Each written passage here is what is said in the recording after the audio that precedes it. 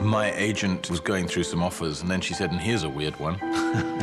I remember reading it and then thinking, wow, there's something incredible happening between these pages. It's not your typical Hollywood fare. It's new and it's different. And reading the script, it made absolute sense. Make a film of it with a group of actors playing several parts. Oh, this is going to make a heck of a dinner party story. Initially, I was going to get to play 2 different parts, and then they said, now you're going to play 3 parts, and then 4 parts, and then 5, and now I'm playing 6 different characters. And it puts you in a slightly woozy, dreamlike space because it's expanding your mind in some way. It's just this highfalutin piece of art. After reading it, I didn't have any questions. It made sense to you? No.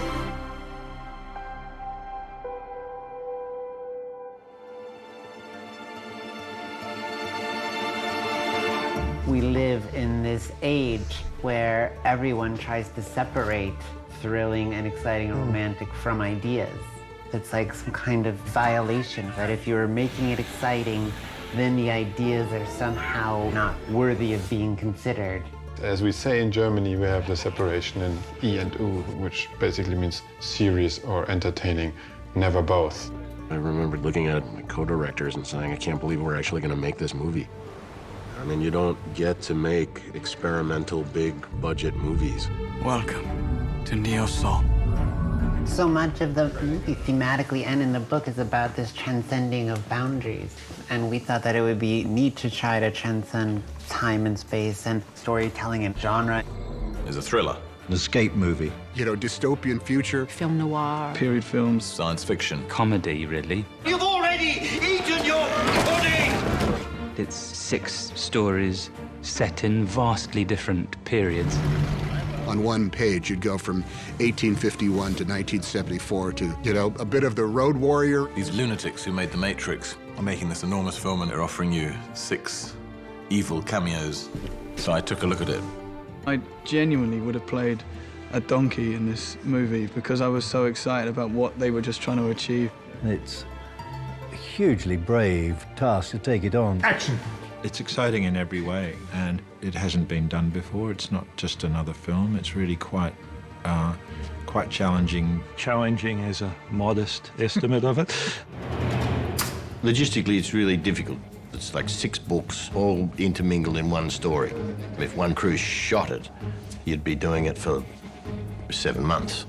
We had to do something different in terms of being able to put the pieces together. The best idea was that Tom was going to do 3 stories, Lana and Andy do 3 stories. And then how that works and how you make that work was very complicated. When I found out that it was going to be 2 directing teams, 2 units, I thought, wow, well, I don't know how that's going to work, but I trust that it's going to work.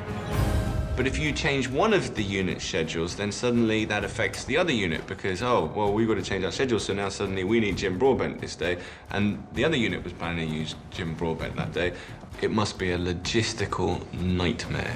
The whole creation of a schedule took months and months to figure out. Okay, for rehearsal, clear back. Seemed like a mathematical insanity.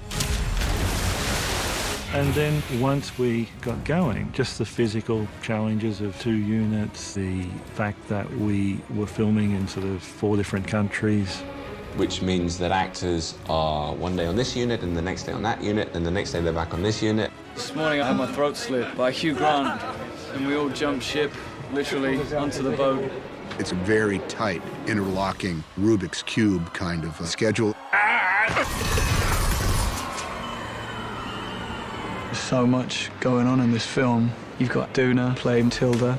You know, so you've got Susan Sarandon's an Indian man. Today we've got Jim Sturgis playing a Korean. How do we do this? And we've got 3 weeks to do it in. We have people from 19 different countries that are in this movie. A lot of them are speaking different languages than are their primary vocabularies. Never in my life have I been asked to do anything up to about 30 accents. This movie, you have various people changing from other cultures into another accent. I don't understand! My joke was, this is like doing 3 seasons of repertory theater, you know, 6 parts apiece, all in one movie. I was like, what? What? I mean, every time I would pass Keith David in the hallway, he'd be dressed like a guy from a different century. I saw him as a Kubaka the slave, and then I saw him like as, you know, he looked like Shaft. And then when you see them played by the same actors, it was like, wow. I mean, that's been one of the great joys of this film, is seeing so many actors completely transformed. We all just say to each other in the makeup trailer in the morning, who are you? What are you playing? That part was thrilling as an actor and a huge challenge. I mean, there's such a feast for your imagination and your eyes. I think the films that are widely admired and revered, in fact, are revered because they're rather like Trojan horses. They're compelling, they get inside you, they make you cry, they make you jubilant, yet they're also packed inside sort of little Greek soldiers, little ideas. It's a good tagline. Cloud Atlas will butcher you in the middle of the night while you're sleeping. That they're sewing this all together, and nothing really is by chance. You know, they're working it all out, and it's all highly calculated. Just sort of shaking up the box and playing with it in a really fun way. You know, properly brilliant. It ticked the boxes artistically for me. It's genuinely exciting to be a part of. It's so beautiful, and there's so much to see. Spine-tinglingly epic and moving. I don't think you could ever be bored for a second. It's this extraordinary experience where what looks like it can't be done is somehow being done. So many movies say one thing, and they pursue that one thing. This has a scope that's bigger than anything I've ever seen. It's been a once-in-a-lifetime filmmaking experience. I will never be a part of another film like this in my life. I know it.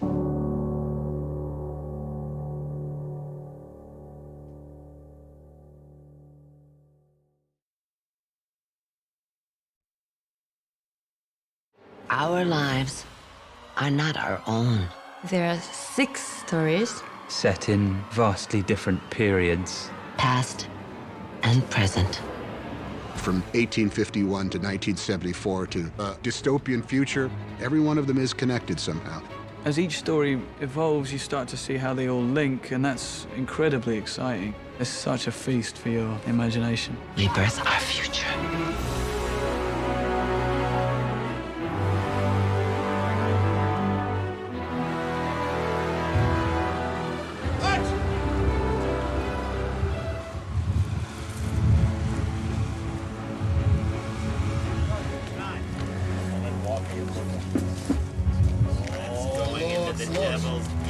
Mom and Dad, as I call Lana and Andy and Tom, they have thought out the interlockings of it all, very much so, and they continue to discover it every day. You like the flare? No flare. Flare. Boom, boom. I don't know really how they did it and how they kept it all straight. We work from dawn till dusk.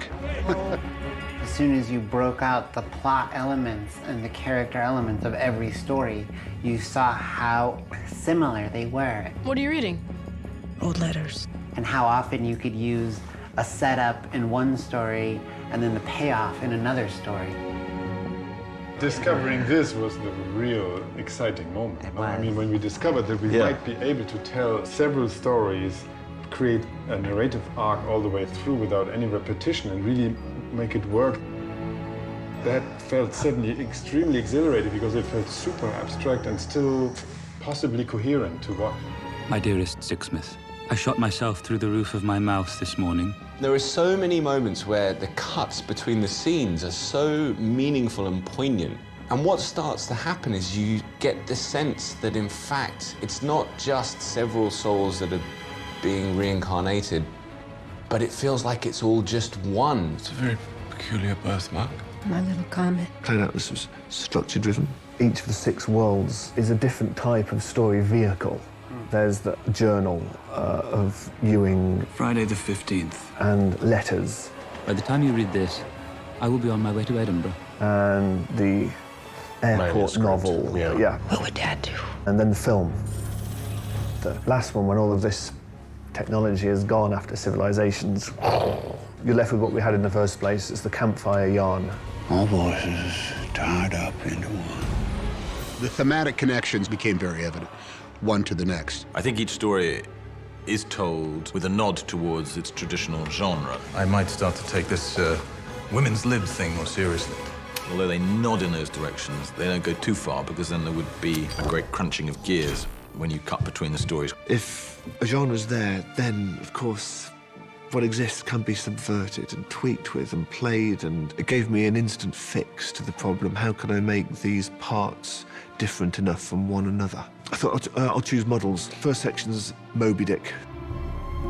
You're a runaway slave. I mean, I'm a lawyer. How do you imagine we could possibly be friends?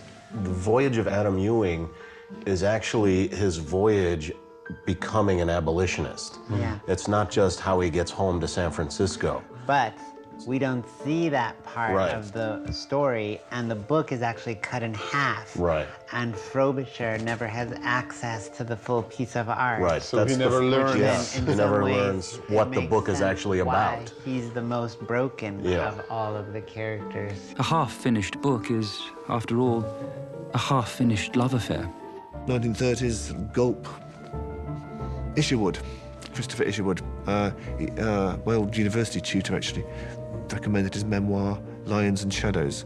Frobisher then ends up creating these letters, and Louisa reads that inspires her.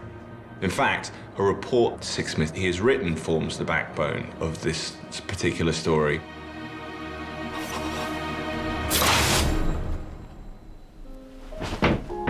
Louisa Ray is supposed to be sort of, you know, a classic mystery piece set in the 70s. It's operated like a film noir. I hope you realize you just said exactly what every character in any decent mystery says right before they get killed. Good night, Javier. It'll have the afros, a shaft, and the big American cars squealing around San Francisco. Read some airport thriller books whose names I no longer remember. Ultimately, her story becomes a book. Which Timothy Cavendish Reads almost like a Bible over and over in the Aurora house. You're breaking the Ruddy Anti-Incarceration Act or some ruddy thing like. Oh! I am Nurse Nukes. It's the most comedic, if you like, of all the stories. It has slapstick elements in it. Cavendish! Well, I'm starting to get onto home turf now, so I kind of didn't really need the models. There is a method to this tale of madness. What Cavendish wrote has become the great words of wisdom throughout all time. He's a great literary model, a philosophical hero to a future generation. And the way he's presented is by me in this really bad TV version. I will not be subjected to criminal abuse. And actually, for the future, you can't be wrong. You can merely be, it's a big merely, you can be internally inconsistent. That will pop the bubble of science fiction. By having actors play multiple parts, you actually get to see what happens when Adam Ewing, played by Jim Sturgis, goes off and becomes this abolitionist crusader.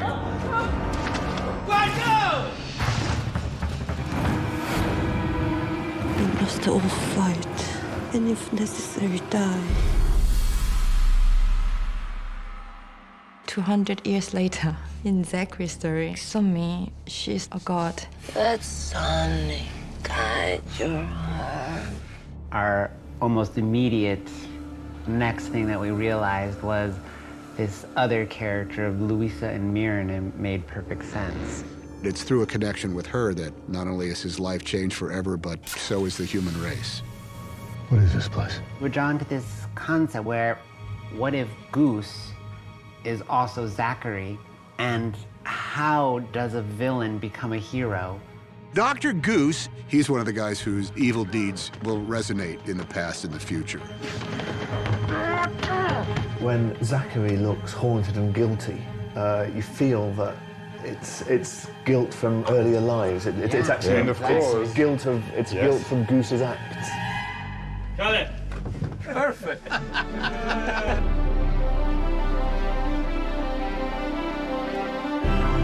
What I have learned is that writing the book itself was a walk in the park, infinitely easier than making it happen on the screen. the breadth, the scope, the vast amount of time and space that the movie covers. That is going to be a slap in the head.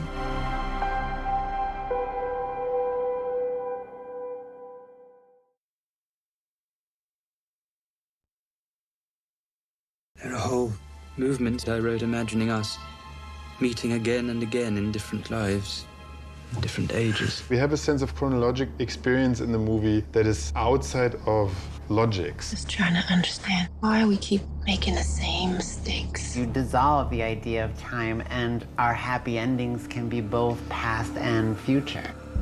I believe that if you, dear reader, can extend your patience for just a moment, you will find there is a method to this tale of madness. I honestly didn't think this book would ever be filmed, so I didn't have to make things easy for you. By taking a slightly experimental structure, you made people connect to it as a whole novel instead of 6 stories. We thought we could emulate that in our medium. Well, for what it's worth, it's gorgeous and it works.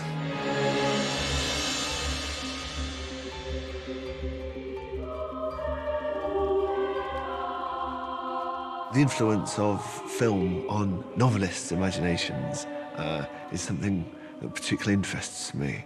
You just fall through the floor and you're in a new level of reality. It's what all film is about.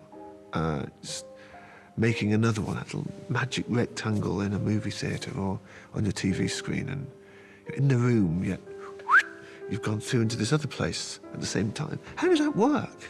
I had it in a dream, as in a nightmarish cafe, and the waitresses, they all had the same face. I sort of feel like a provider of stem cells, which the directors have then sort of grown into their own desired sort of organs of the scenes. And into an abomination. Even the conception comes in stages. First part of the conception, probably 21 at Kent University studying English, and I read If on a Winter's Night a Traveller by Italo Calvino. It's a sequence of interrupted narratives, and you want to find out what happens next. And only once I got to the end did I realise that I never would. That was frustrating.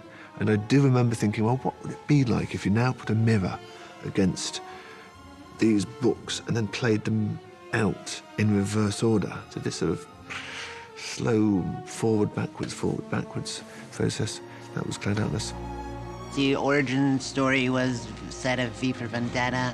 We were shooting with Natalie Portman, and she was sitting on the set, totally engrossed. I was like, oh, what is that?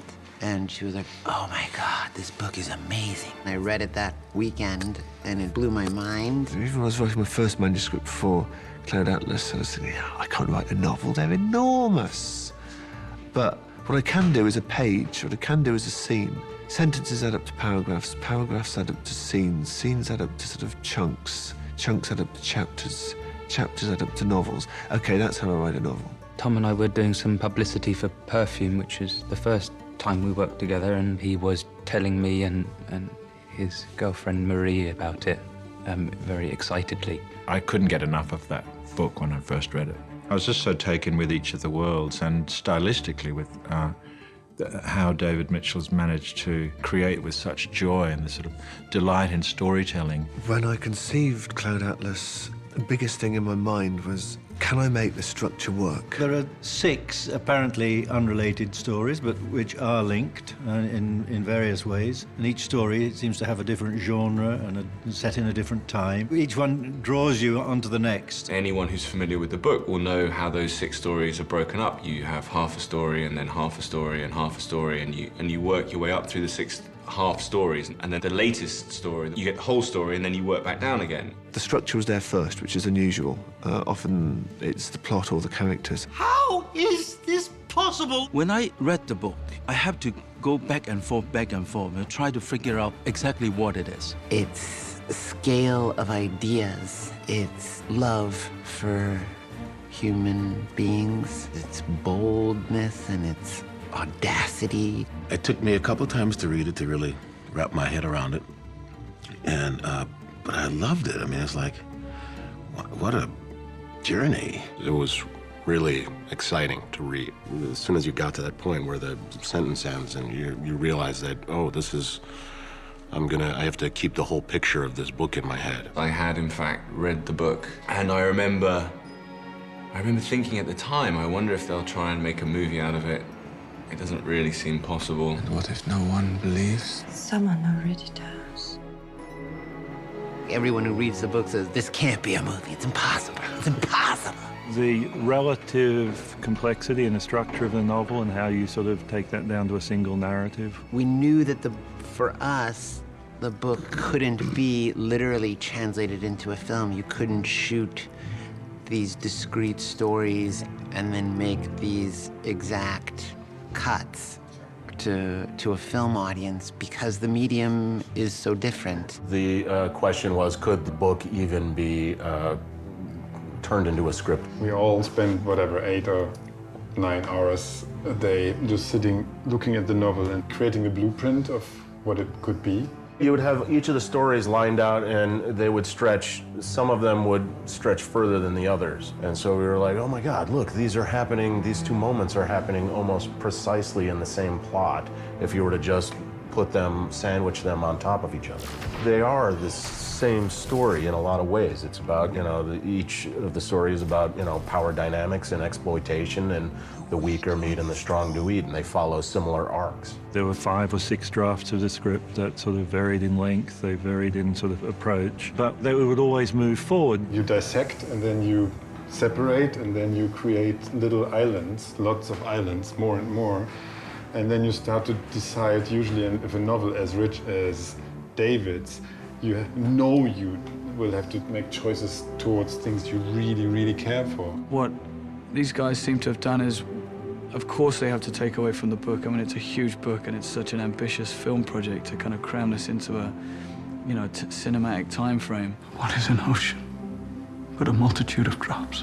Whatever they seem to take away, they seem to add something from the other side, from the visual medium, from, playing around with the ideas of the themes in the book and actually sort of bringing them much more to the forefront and to life. One of those elements was that we treated the whole thing of reincarnation differently, and that our reincarnation subject, which was in the novel very strongly related to the appearance of the comet, that we distance ourselves a bit from the idea that these are actually reborn characters, but we're trying to relate them more through, let's say, artistic production that comes out of them or is related to them. One of the breakthroughs for us was that you have to abandon the idea that it's 6 stories. It's one story. Each of the stories is reflecting on one another as you go through the entire movie. Actually, structurally, you wrote the 6 pieces as single stories and then cut them in half. Yes, I did. I knew where sort of the cliffhanger moment would come. But yeah, I wrote them in sequence in the order that you get going into the middle of the book. And then spent 20 minutes with a cut and paste facility on my computer. I know. Don't hate me. 20 minutes. That's about what it was for us. 20 minutes. It is left field adaptation of a huge tome that has a very specific kind of like bell curve structure to it, rises up and comes down. And yet they took this huge deck of cards and shuffled it all together. It's Cloud Atlas 2.0. David Mitchell did the first thing, and they used the architecture of cinema in order to make it so that it is far from being an episodic piece of work. It's this sort of space project size operation that any movie is dedicated to making another level of reality in that little magic rectangle just glowing there in the dark. What an amazing species we can be sometimes.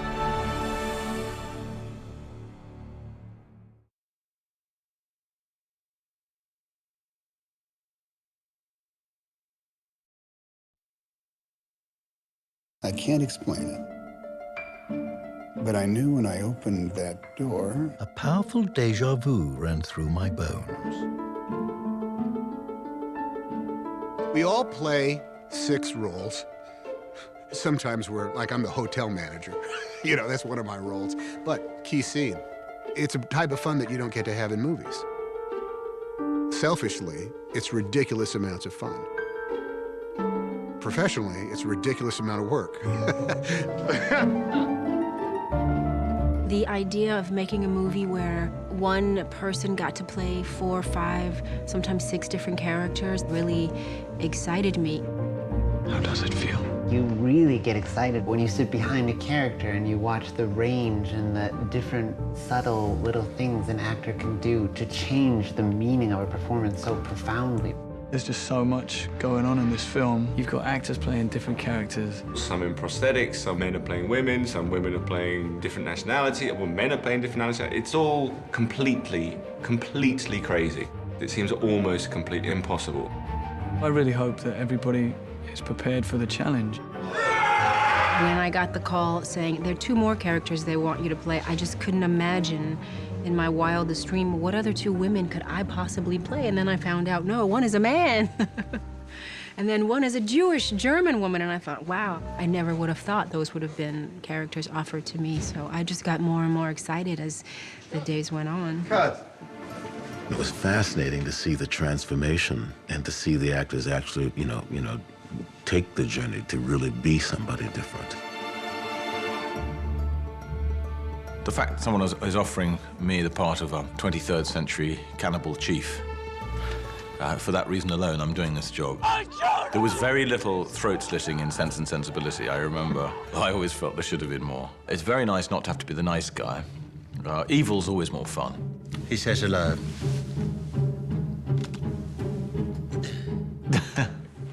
Ben Whishaw, playing my wife, lying in bed next to me, was really horrified by some of the things that were coming out of my mouth. Okay, I'm gonna have a wank now. We all just say to each other in the makeup trailer in the morning, "Who are you? What are you playing?"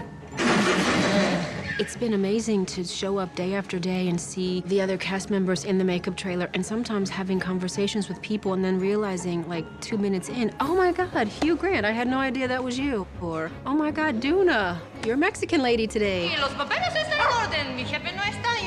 don't understand. It's like, don't I know you? Seeing actors and not knowing who they were because they were kind of covered in something. Is that you, Hallie? Oh my God, you know. It was like a crazy masquerade ball where all these actors would walk past each other and they wouldn't know who that was, and they would come to you later and say, who was that? Was that Jim Broadbent? It's a whole dimension for the audience to enjoy. And I think people enjoy seeing actors taking on different characters. I think that's part of the fun of acting and part of the fun of the audience as well. Cankerous witch! As actors, you've got to jump in and be incredibly brave. Seriously, I would put on nose and chin and whatever else they asked me to do just to be part of the whole trip of it. Having the courage to stand up and be who you are, sort of in a funny way, underpins the book and the film. I didn't shave my legs. But I've never been in a fat suit and a dress. To transform into someone who looks completely different from me, it was a great experience. The way it impacts the work that we did as an actor, it instantaneously, I found, put us in a direction for the voices. Who's your daddy? For the physicality of it. You cannot dress up as Dr. Henry Goose and not talk like Henry Goose and sound like him. There's something about the way each layer of the character is put on, and it's about a 4-hour process. You know, I forgot that this stuff has been applied to me. It feels so natural. After a while, For myself, I could look in the mirror and already be well down the road to finding, you know, what the master gestures are going to be, all the little tricks of the trade. The challenge was to sort of set aside your ego in a way. Everyone's having to deal with sort of serving something that's bigger than you. I was nervous about playing a different race and whether that would be acceptable or not. But that nervousness was overridden with excitement, you know, and the challenge of being able to do it. But then I realized that in the world that we had created, it was perfectly acceptable. Stay close. Fabricants get snatched here. Cinema is about performance, obviously. That's what's so exciting about the job, because it's really relishing what actors can bring to the roles, and it makes complete sense in the nature of the novel. This was really something groundbreaking in my career, to be able to transcend who I really am and be in the body of someone else of a different time and ethnic group and space. And the movie is about transcending barriers, and even just in the way that we approached having multiple actors play it was in itself a transcendence of a barrier. Can't even believe I agreed to do this. Whatever you do, don't look back. This whole movie is an actor's dream, not only to play with different characters, which is wonderful. I am General Anko Akis. But also to play with such a wonderful group of actors. They want the explosion, the chaos and carnage. There are various star vehicles where the leading actor has played several parts, but where the whole raft of actors will be playing a raft of characters is quite unique. Very well. Let's see you lower the main topsail. Actually, it's hard to think of any film that's done it at all. This project ended up being this kind of dream team of actors. I mean, they're all so good and so beyond what you normally get as an ensemble. It's always going to be special, and I'm going to always remember the experience and everything I got from it and all the lessons. I'll drink to that. Nobody just comes on and has a version of that is familiar of them. We've all been turned into 6 other actors that we will now have to compete with for jobs in the future. Competing with myself.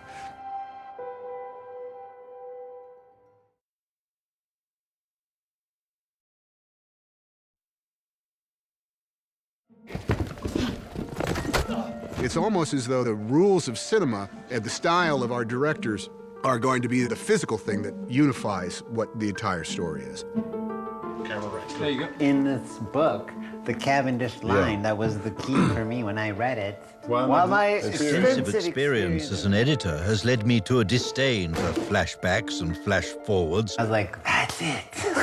The film cuts it all up right away, so you're in 6 stories at once. You get an explanation about something in a different story, and it still explains the previous one. And all becomes clear. It is so cinematic, in my opinion, to be able to put time in the washing machine and put it in full speed and swapping from 1936 to 1957, then back to 2012, and then back to 1957. There's a momentum that builds up from these interlocking stories where one story is sort of blending into the next, and the energy from one story is sort of feeding the next story, so they slowly start to feel like one thing. We just started finding those connective moments, and it was amazing how all of them matched up. I will not be subjected to criminal abuse. They seem like they're telling different stories, but ultimately they come together. I think you're gonna love this one. The overall theme of the movie is that every act that we do,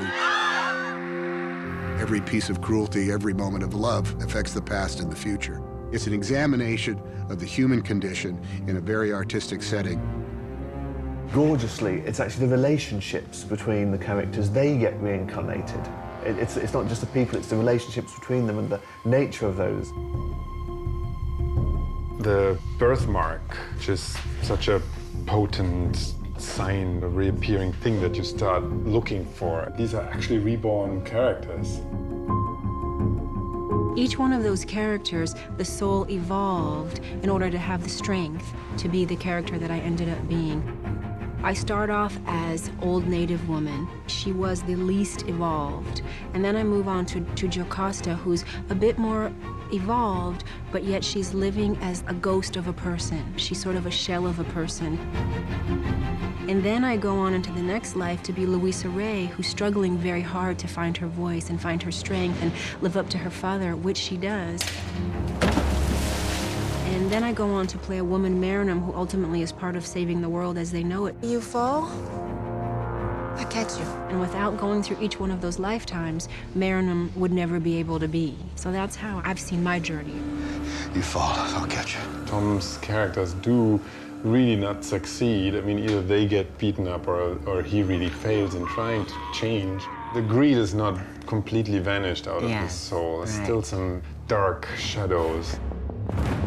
He has old Georgie telling him Goose's own ideology, which is the weak are made, the strong do we. And when Goose is unmasked as the poisoner and the killer, that's what he tells Adam Ewing is his philosophy. That defines every relationship on God's green earth. Sorry, kid.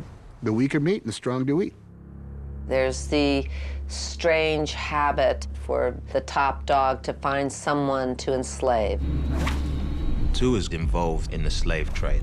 It's very sad. So the stakes are quite high. Are we saying that nothing ever changes? So people have to come back and do it all over again? Is that the movie we're making? Of course, there's women who aren't listened to and aren't valued. And what does he have to say about the nature of women? Some souls never get better like mine. In fact, in some ways, they get worse. Profit is always a big component of that level of evil. And so that was all been played by Hugh Grant. The most futuristic one, I am Cannibal Chief. Nasty piece of work who does a lot of throat slitting and a little bit of raping.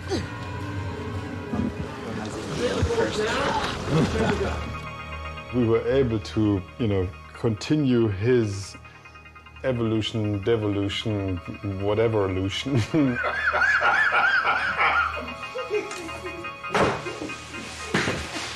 into spiraling towards a character that ultimately is just a cannibal.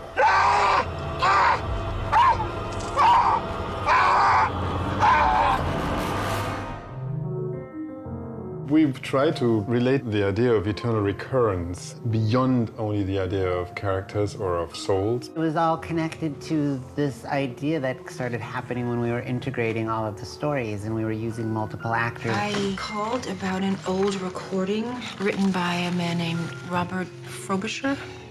Oops. We were like, well, we should integrate design as well because we wanted to keep making it one movie. One of the biggest and earliest ideas being the chateau that Vivian Ayres, the composer, lives in, becomes 80 years later the prison for the same soul. We try to design rooms like the Papa Song set with a very particular pattern in the building structure. Yeah. And we took the same room and then transformed it into the Starlight Bar. Ladies and gentlemen! Not only do we use spaces, but we use textures of costumes and patterns of costumes. Like the tattoo is actually related to a pattern that was on Vivian Ayres' night dress. Really? Yeah. I want to see it again. All right, let me hear it. When we had the first read-through, the first thing they did was they played us the music. The moment that the sextet is created, we always said, okay, it has to become an inherent part of the musical structure of the film and has its own reincarnations in different shapes. It's beautiful. 40 years later, it ends up as the muzak that's being played in the elderly home, which is turning into the score of the movie that is being based on Cavendish's life, which is again the sextet, which becomes the inspiration for the mechanical melody that the Fabricants are singing when they get to exaltation. So it becomes actually the death song of the Fabricants that ultimately we see at the end of the movie. It's the Requiem. There. Requiem. And Frobisher writes it as his own Requiem. Yes. Yeah. For me, that is the most exciting thing about the film, is that it is about your legacy, and what you put out into the world, whether that might be an entry in a journal or a piece of music that you've written. I really believe that the audience has to participate with us to make this believable. I love spotting the 101 ways you logically link one scene through to the next. It's really exciting. You don't have to consciously spot all of these. You don't have to think, yeah, same, nice one. It just somehow works, even if you don't know it's there. It's as if I sort of built my book out of Lego, and you didn't really add any extra blocks or anything, but you disassembled my Lego novel and then reassembled it in the shape of a film.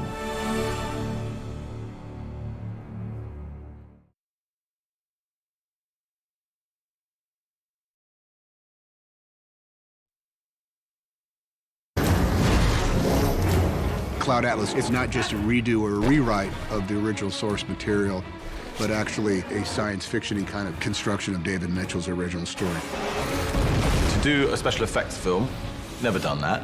I've never worn massive amounts of makeup. They were wanting to push, you know, cinematic boundaries, and that was just hugely exciting. It's a spectacle. What is science fiction? It's this slippery, slippery beast to try and get. It hasn't got a clear border, which is great, but you know when you're deep in the heart of it, and you know when you're moving away from it.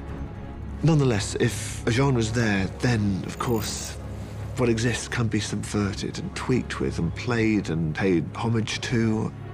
It's great goo to work with. We had to invent a society of 2133 based around consumerism. And then you have to invent what people consume in those days. It's also based around the Papasan restaurant, and so what is a fast food restaurant in that period? And the people who serve are manufactured. You can write the word fabricant and you produce in somebody's imagination something that is other, something that isn't a human. Fabricants can be excised for this. But as soon as you cast an actress, they're not different. They're just as human as everyone else. So it's up to the actress to create this feeling of other. After I finished reading the book and script, it's strange, but I felt a connection to Somi. This was all new to me because this is my first Western film. She could bring in all these profound, probably even personal experiences and translate them into the character like, ooh, this is weird. Yeah, and that's neat. The insecurity of it is so amazing, moving because it has zero manufactural noise. The fabricant lives at Papasan is no better than slaves. They're not allowed to have any feelings, thoughts, or emotions. And they're like working machines. I think it's about freedom.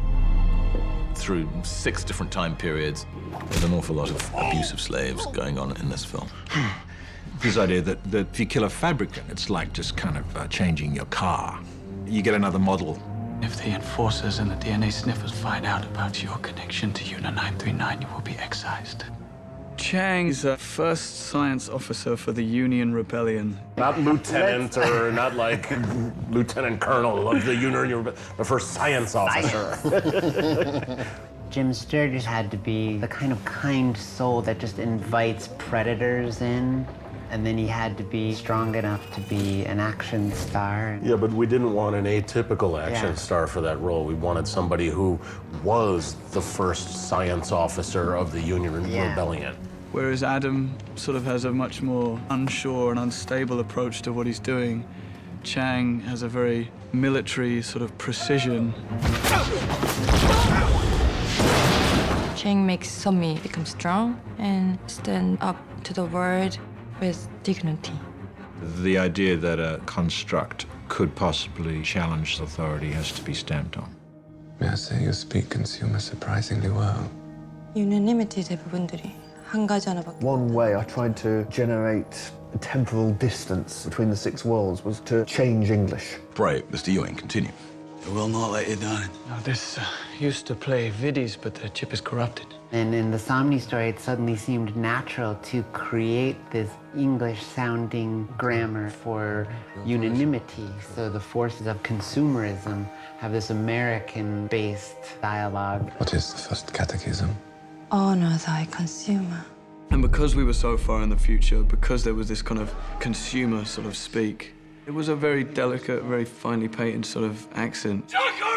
It culminates in the book with the middle section with this Pigeon Valley speak. Feeling our own and you're a real kowtow. This kind of like 6th generation of whatever we're speaking right now. Because it feels like a breaking civilization, and that's what we wanted. We wanted the fall to represent this fall in language. But it was hard because you have to make it understandable so that people can follow the story.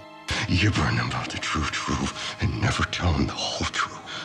I need a cog what you're doing. It's one of the things people were really scared of when we were starting to present the project, and when people were reading the script, they said like, What do you mean? I mean, they're actually saying these weird words and lines? Smart rope. I like to think that the more people are dumbed down to, the sharper the hunger becomes to not be dumbed down to, and the better the response would be when audiences are treated like grown-ups. The hardest one, I think, was the Zachary story. Where do you put them in history for the viewer without making it look like it's set in the 16th century? It was necessary for us to have an actual reproduction of Sonmi's language as her legacy. But the manufacturing of the book was something that was tricky for us. Mind the words of Sonmi. After the fall, how do you reproduce it? And so what we came up with was this very complicated idea where the freed fabricants are pulling off their collars, right? Because this is Sonmi's symbol when she's actually holding up the broken collar. They pound them flat, so the cover is this interwoven pounded metal. And then they take their slave clothes and they cut their hair like she did, and they stitch the words transcribed by Archivist Park into the paper. So the book itself is like a symbol of their own liberation. Yeah, it's just... It's all there. It's all there, people. It's 2 seconds close up. On the 5th viewing... How much do you need? This is the type of movie that people will see something that they've never seen before. It's a film about freedom and oppression. It's about the world of science and progress, and how something as horrific as the kind of slave trade evolves with us and then manifests itself into genomically engineered human beings. I won't let you go. Whether it's in the past or whether it's in the far future, you have to do the right thing, hoping that somewhere in that process, they do make a difference.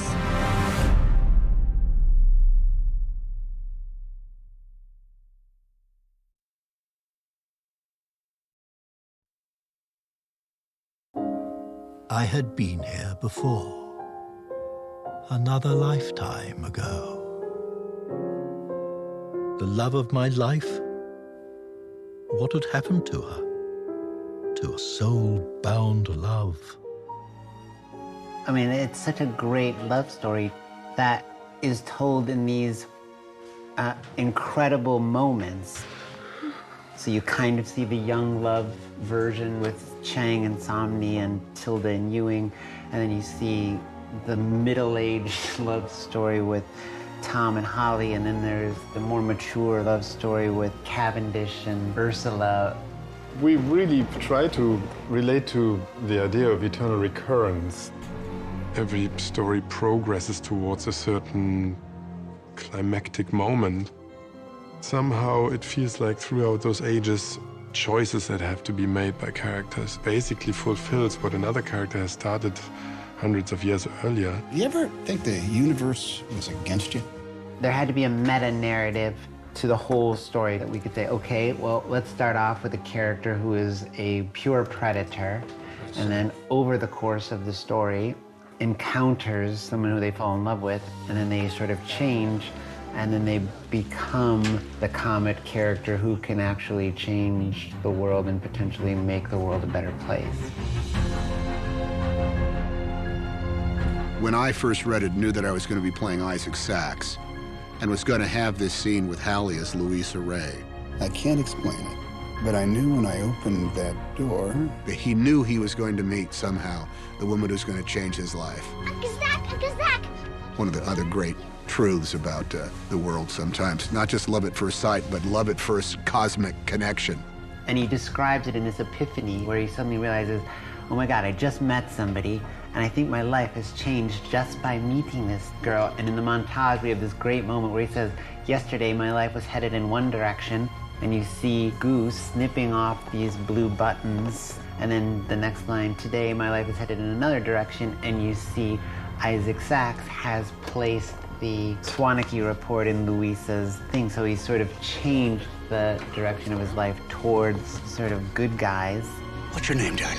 And he has this moment where he could actually continue where he left off his soul. He sees Holly as the Indian woman, and if he just gives up the anger and the rage he feels, who knows what direction his life could take, but instead He throws the critic over there, and then that life doesn't end She very has well. to continue offering herself to him before he really gets like, it. when is this guy gonna learn? That's it. The music from my dream. Something that was important to have in the story was to have a sort of love affair between a young person and an old person. Must have misheard me. I said I had a melody, not a malady. Despite the fact them both using each other, there is, at least on Frobisher's part, a genuine and surprising sort of love for this old man.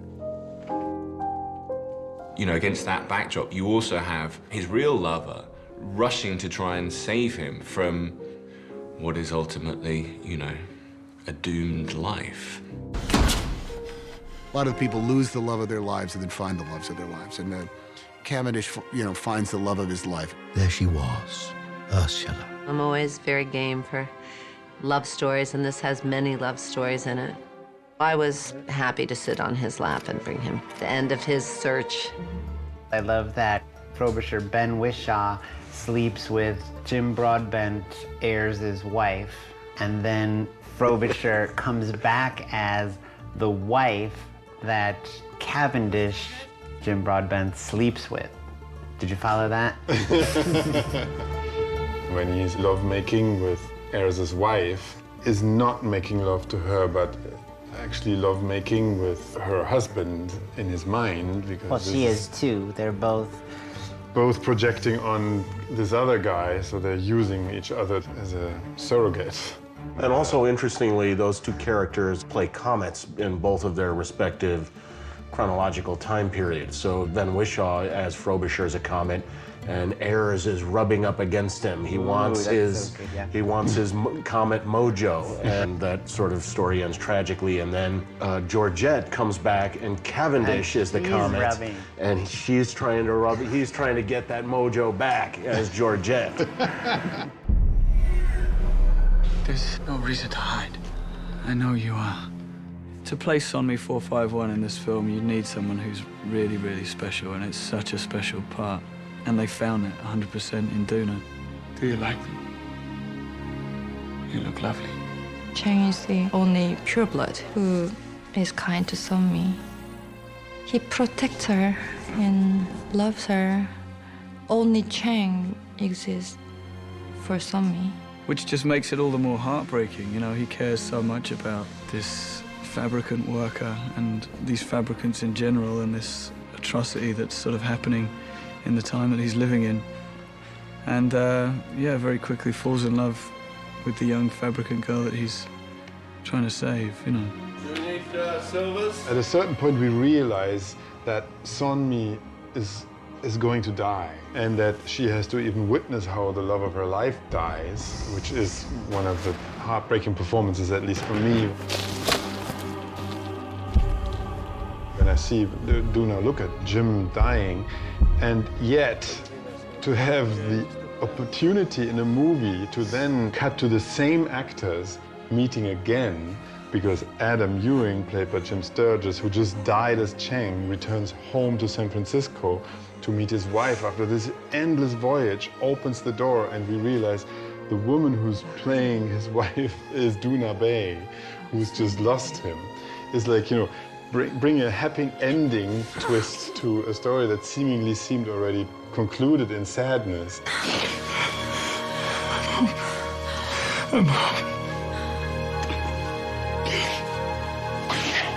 It was just such an honor to play both of these characters that really represented love, kindness, and sacrifice. You have to believe at any age, at any time, love can have an impact on your life. You have to believe in this forward motion, that no matter how bad the contraction is, no matter how bad it gets, there's still something that is forward of where we had been before.